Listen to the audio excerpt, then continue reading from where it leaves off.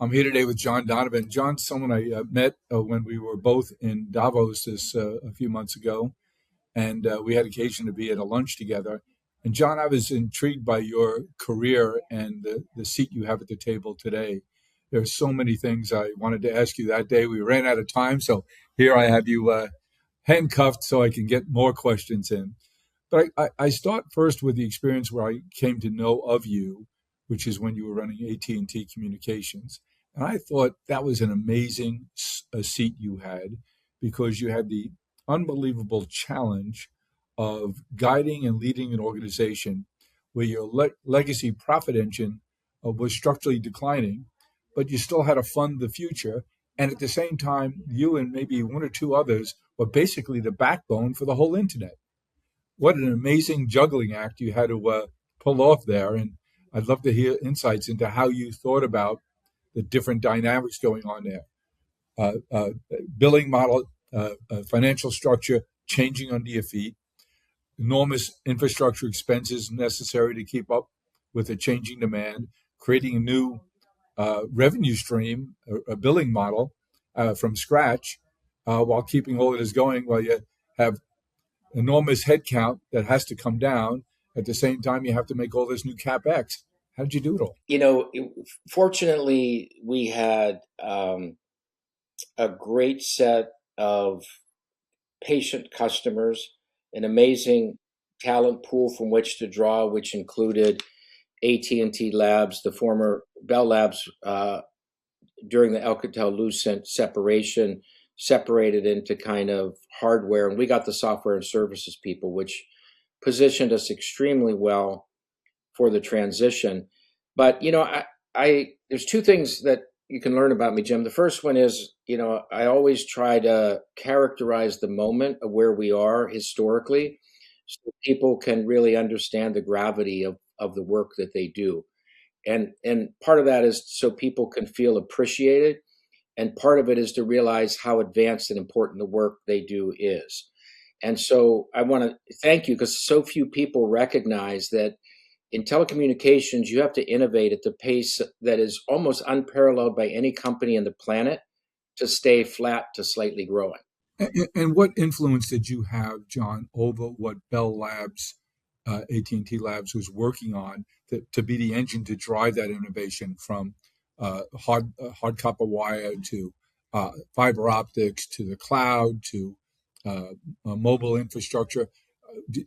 How does your leadership role at the helm influence the research and development, which has you got to be thinking years ahead? Yeah, I hope that if you went and met with the people at the labs, they would characterize my involvement as highly engaged.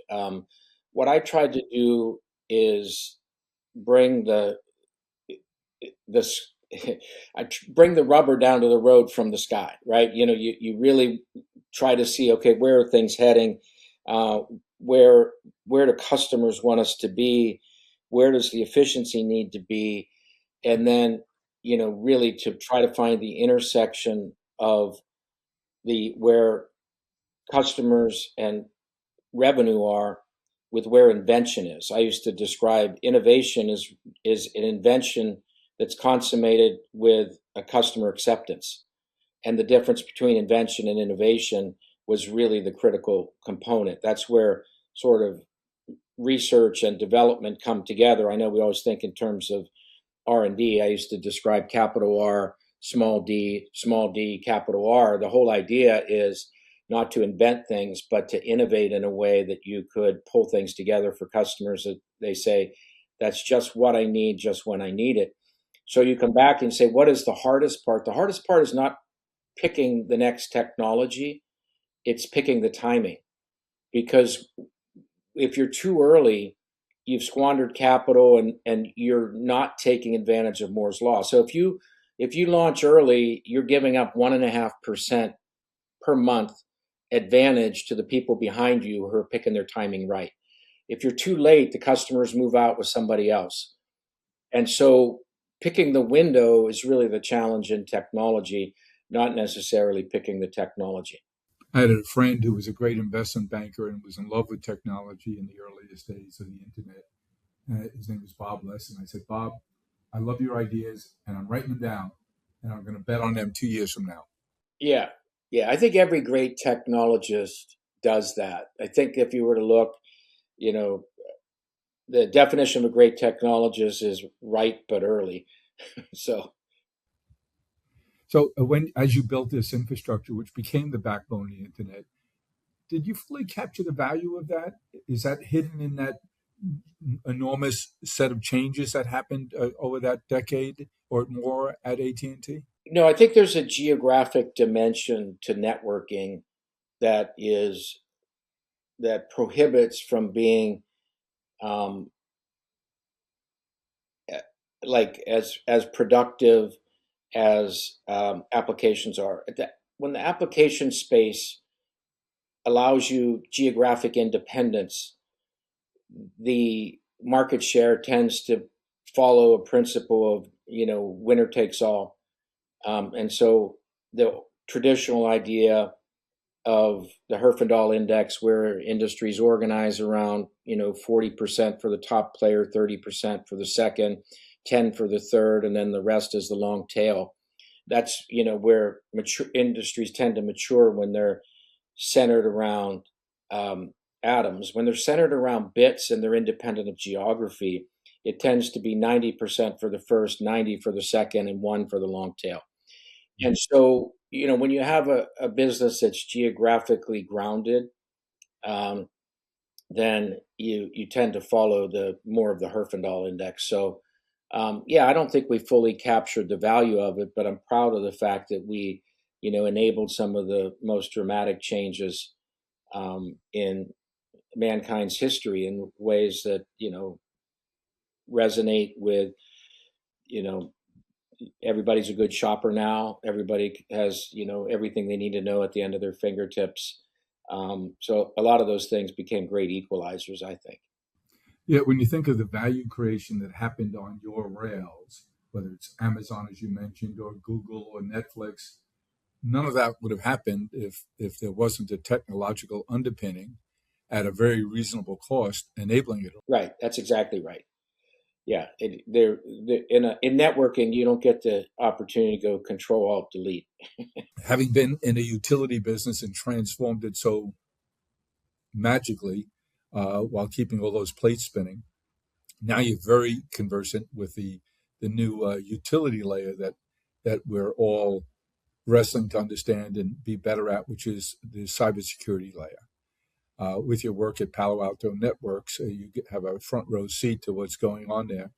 How would you counsel business leaders in terms of how seriously and how, from an education and input point of view, they keep cybersecurity front and center?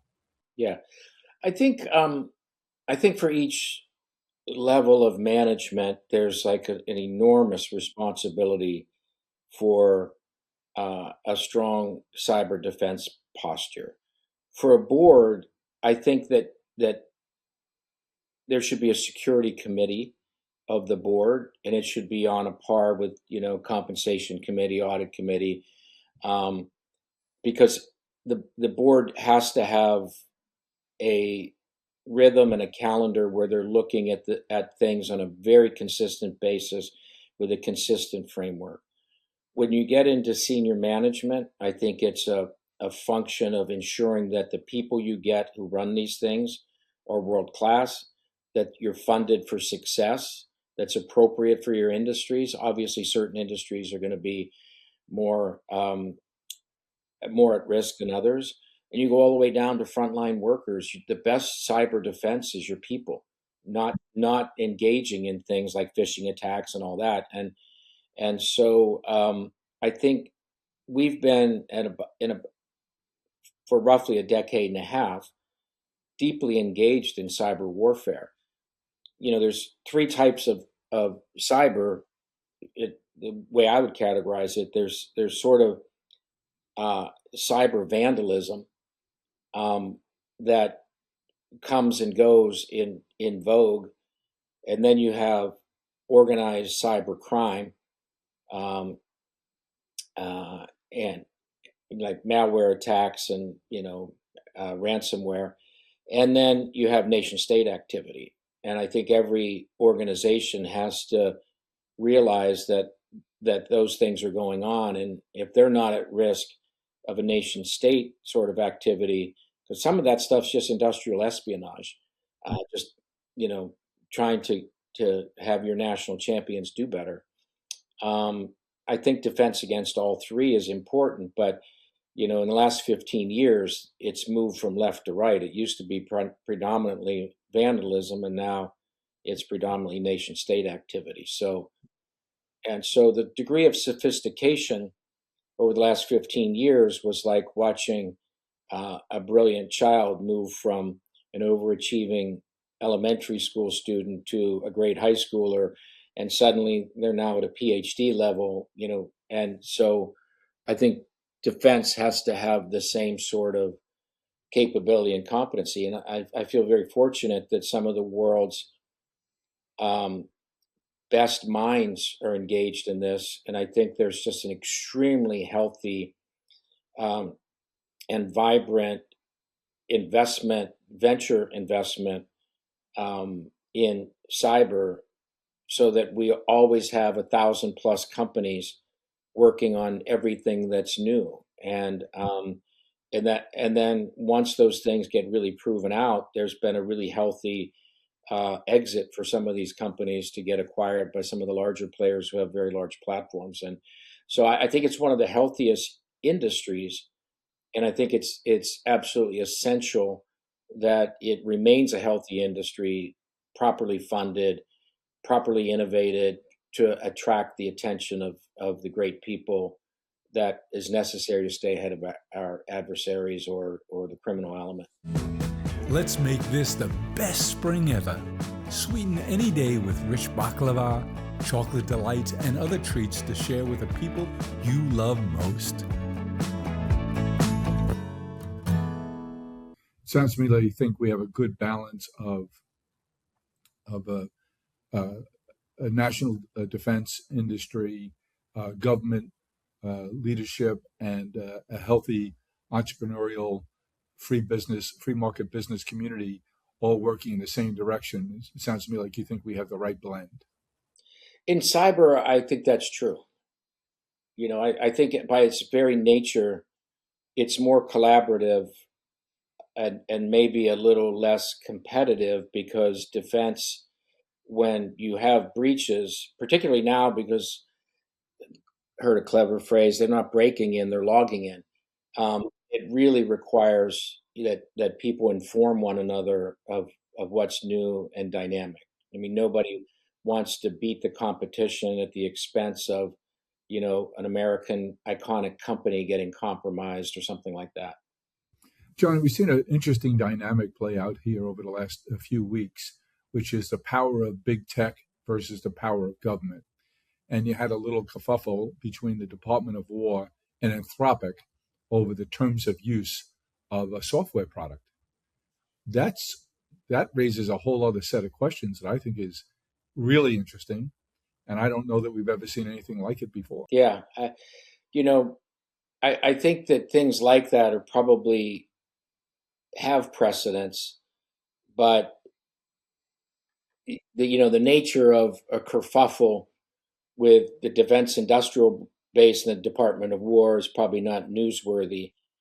But when everybody's talking about OpenClaw and Opus 4.6 and super excited, and then that comes up, it's sort of like, my goodness, that's a poster I had on my wall, and suddenly it's in the news. So um, I do think, though, that there's been a big shift in Silicon Valley, and in the innovation ecosystem, that lends itself towards more support of Western nations, Western democracies, and but I think at the end of the day, there's this opinion poll that matters, and I think that you know the interplay of power of government, corporations, and their leadership, and then the ultra high net worth individuals that in some cases are sort of investing behind key trends, whether that's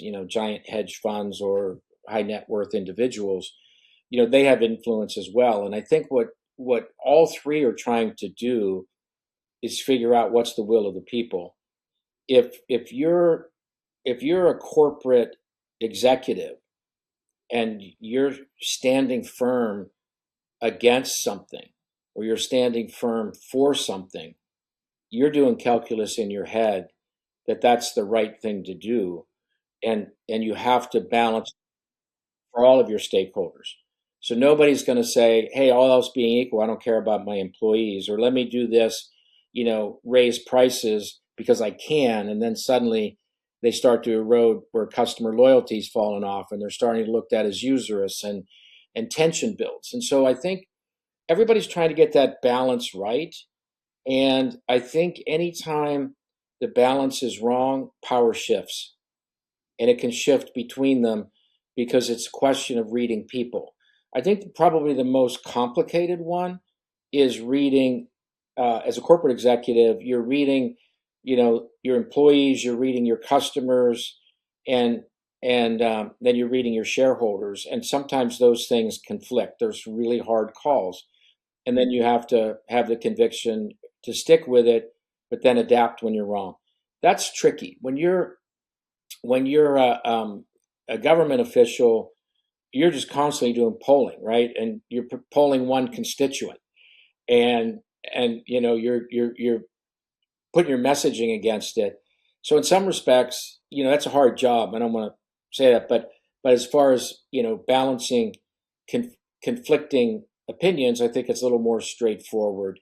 Um, it does divide, but it divides R&D. It doesn't divide as challenging as some of your customer base might be, for instance. I think in the case we're talking with Anthropic, we did see the different stakeholders speak up in different ways and influence the direction that dialogue took. Yeah, I agree with that. I think the one thing about tech companies that are early in formation, the characteristics of the leadership there is a a drive, and a vision, and in some respects a tunneled view to deliver the things you're delivering.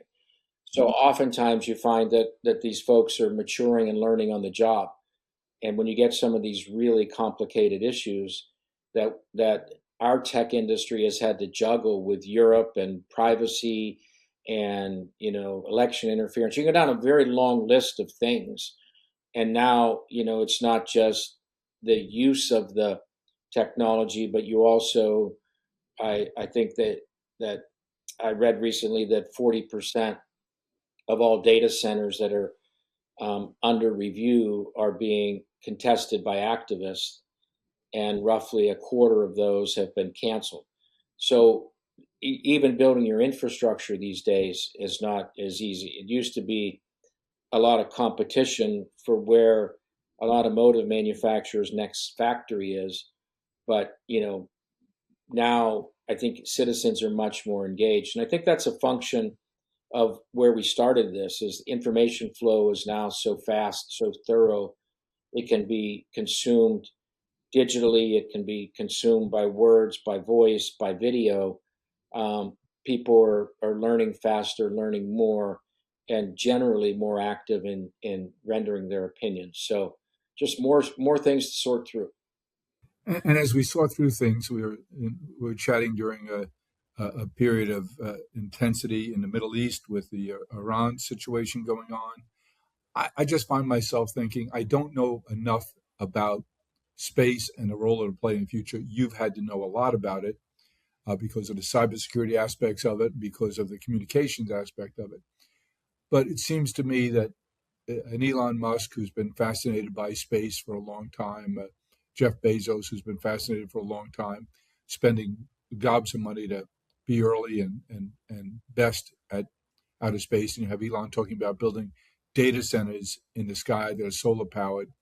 Just interesting times. I find myself thinking that my children and grandchildren, when conflict erupts in the world in the future, we have the lessons of the last 4+ years in Ukraine, and now several weeks of the Iranian conflict. I can't help but think this is the last we'll see of that kind of military conflicts. Our carrier groups are there. They used up until a few years ago, up until 5 years ago, they seemed pretty invulnerable. These large carrier battle groups. Now with hypersonic missiles and drones and surface and undersea drones, maybe not so invincible anymore.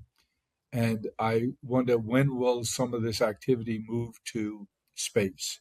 It seems to me that the science fiction movies and comics and books of the past talking about laser weapons being based in space doesn't sound so far fetched anymore. How do you think? How do you think? What role does space play in our future? A future of data collection, distribution. Uh, it seems like the skies are getting pretty crowded. No. Yeah, yeah. I think that the aperture is wide from space. So from a sensing perspective, you want the biggest line of sight you can get. That's pretty straightforward. Um, and so I think generally warfare is moving, you know, from ground to sea, from sea to air, from air to space. They're growing in importance.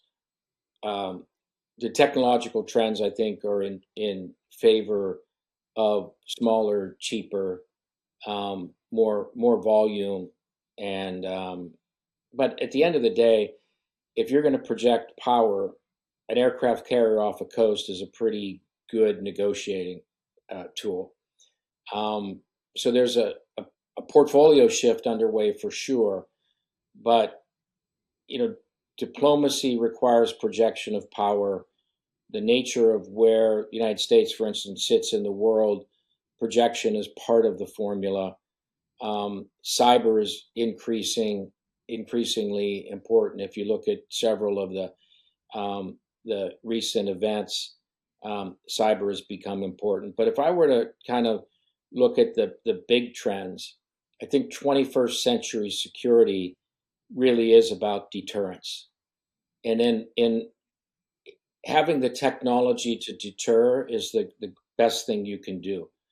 Um, when you get into a kinetic conflict, the best thing you can do is remove assets from the chessboard and have the minimum loss of life to tip the calculus. And I think that's the objective everybody's got.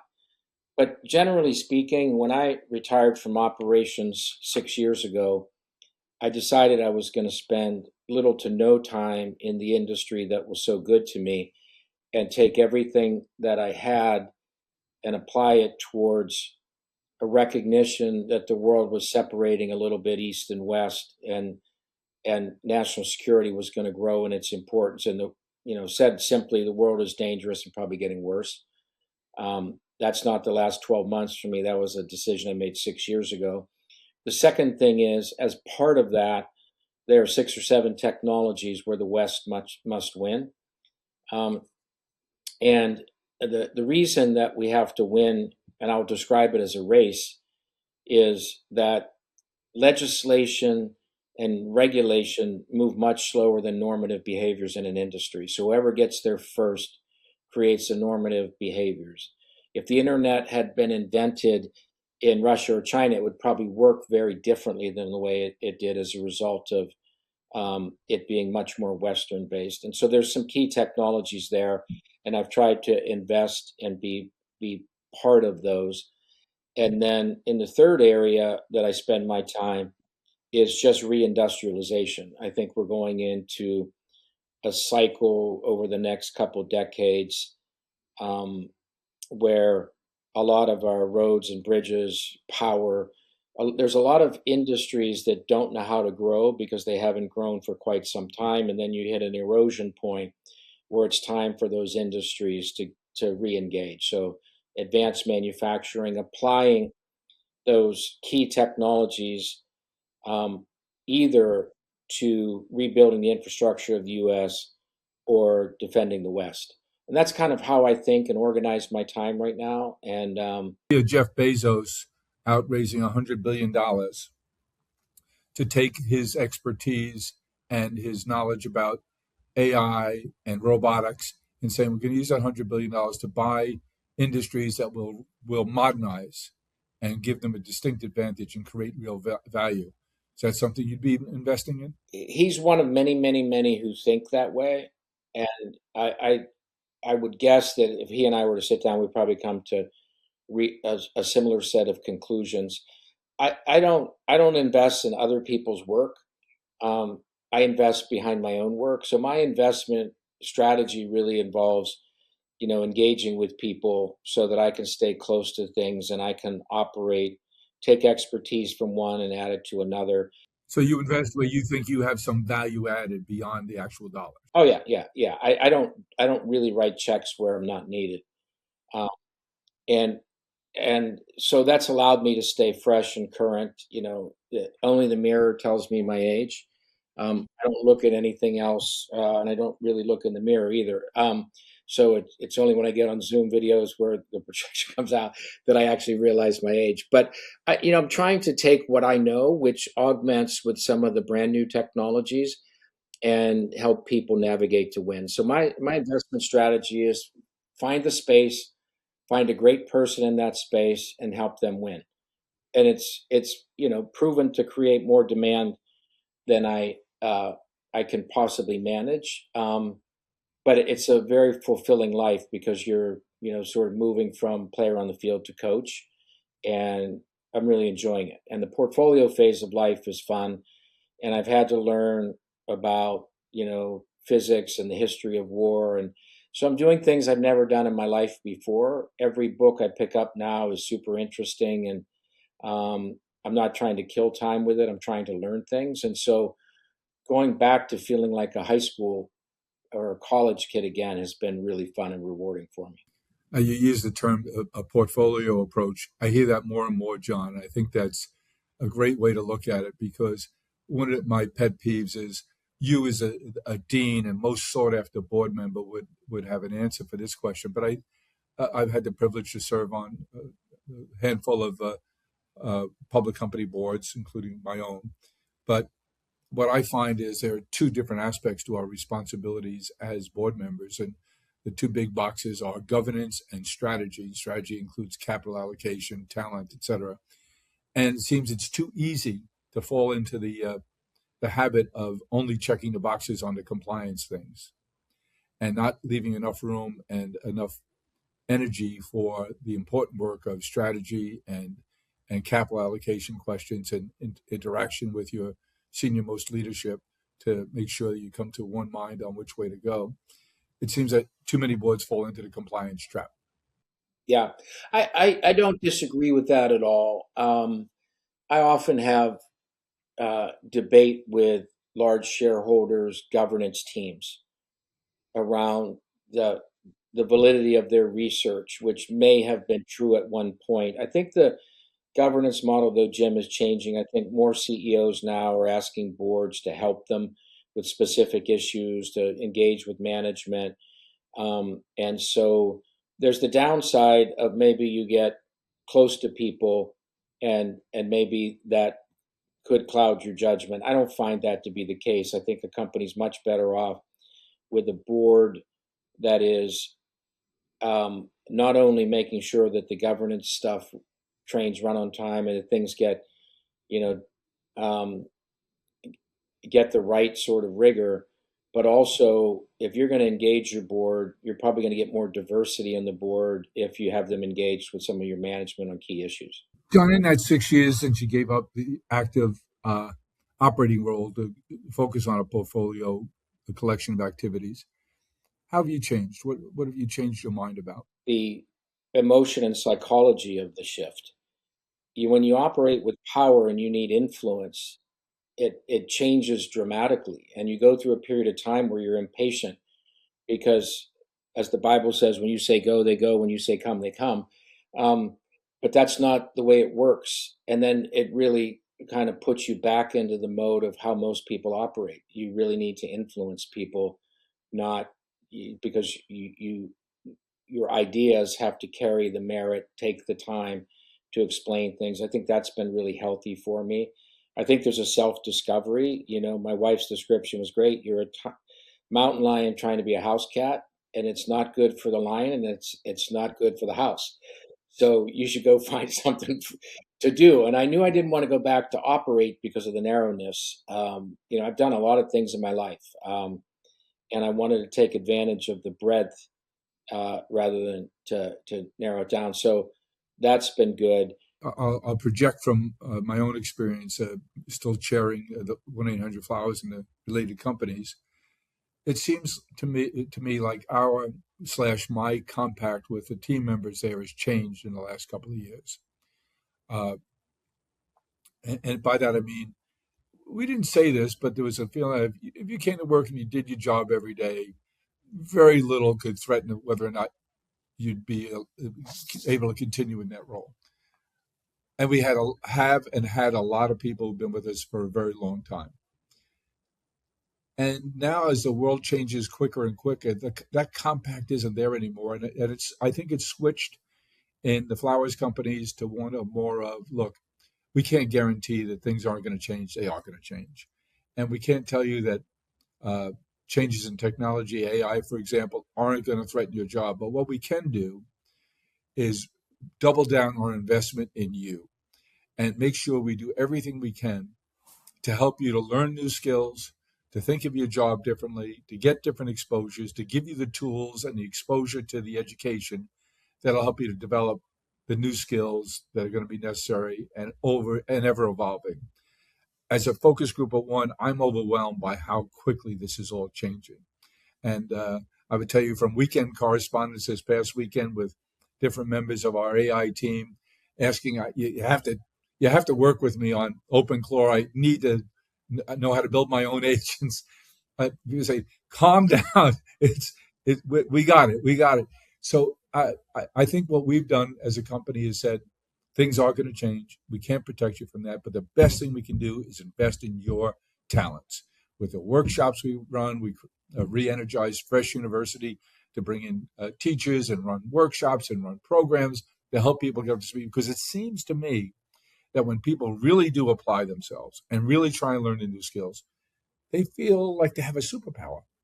And even if their job is changed or their role in the company is eliminated, they have now the skills and the power to consult with other people, to hang out their own shingle, to work for a consulting company, or work for another company because they have marketable skills.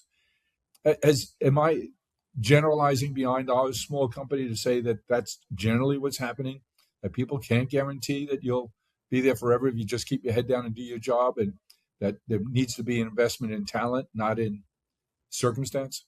Well, I think your point is a great one. I think the social contract between a company and its employees has changed in both ways. The individuals have changed, and what they want from a company is different. What a company can promise an employee is very different.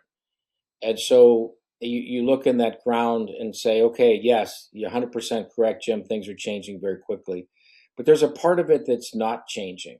For the last 2 decades, when it was time for me to say what is our values and what is our culture, I made it really simple, and I think these are timeless. The first thing is, if every one of you in whatever job you've got, you come in and you try to innovate and do it better today than you did yesterday, we're an innovation company. Multiply that by how many employees, or 270,000 back in the day. It's like 270,000 times anything is gigantic. So if we all come in and say every job's important, because if it wasn't important, there wouldn't be that job. Like, we're pretty good at figuring out what work can be eliminated or torn down. So if you have a job, it's important. Come in and innovate. That's sort of the company's esprit. Like that's the objective function. The second thing is culture. Do something kind for a teammate for which you won't get credit every day. It might be the last email you write. It might be the first thing you do in the morning, but don't let a day pass without doing something kind for a teammate. That's culture.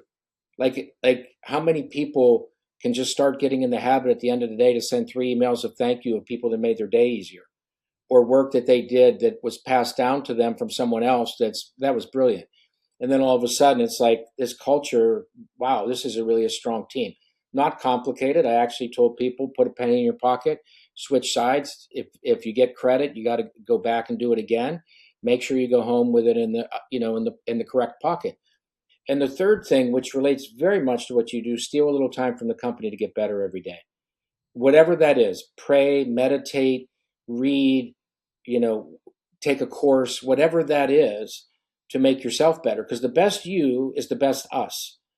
And so you put that together, that's like really three simple things. Take a few minutes a day to get better, do something kind for a teammate for which you won't get credit, and try to come in and innovate. You do that, and you don't have to write fancy things on poster boards and hang them up in the hallways. And so that's the timeless dimension.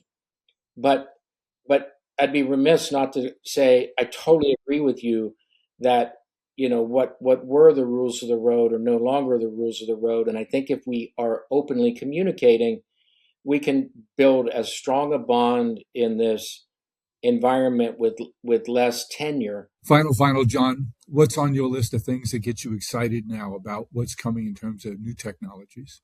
Well, I think that I think people are mischaracterizing or misunderstanding a little bit what AI is going to do for us. I think um, in the search for everybody saying, boy, there's a lot of money going into it. What's the return? Well, the return is going to be they're not competing with traditional technology, they're competing with labor. So all of your returns come from labor. That's not how I think about it. I think that we have a new tech stack that people don't fully understand yet. Like if I ask you, where do your models sit? The whole idea of putting things in storage or the value of data. How many years have we been saying data is super valuable because you can get analytics and you can learn? And now a machine, once it pours through the data and learns, you don't need the data anymore. And I know that's controversial to say because you say, well, the data is essential because that's what you build your models from. And you say, great. Well, once it's fully it's absorbed the data and it's baked into the model. Why do I need the data? So a lot of things need to change in our thinking. We need to move away from data as a storage to events that occur in real time. It's the same thing. Events that are historical are called data. So we have to develop new language. When you're in the early days of the iPhone and you're trying to teach consumers that you're charging for megabytes instead of minutes and messages, there's a transition. Well, now there's a new thing called a token. So we're putting power in a data center and taking tokens out. So this is a whole new tech stack. And I think if I draw an analogy, if you look at the history of telecommunications and the building of wired and wireless networks globally, it's trillions of dollars of infrastructure. It got absorbed over a 30-year period.